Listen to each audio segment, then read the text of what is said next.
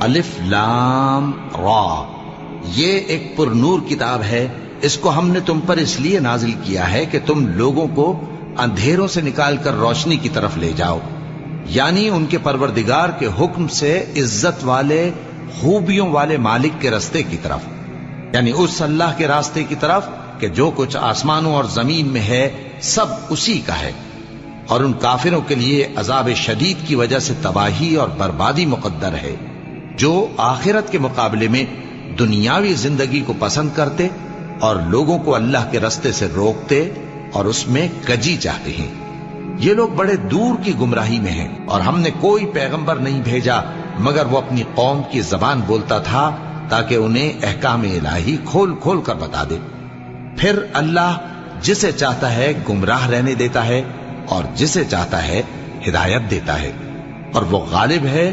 حکمت والا ہے۔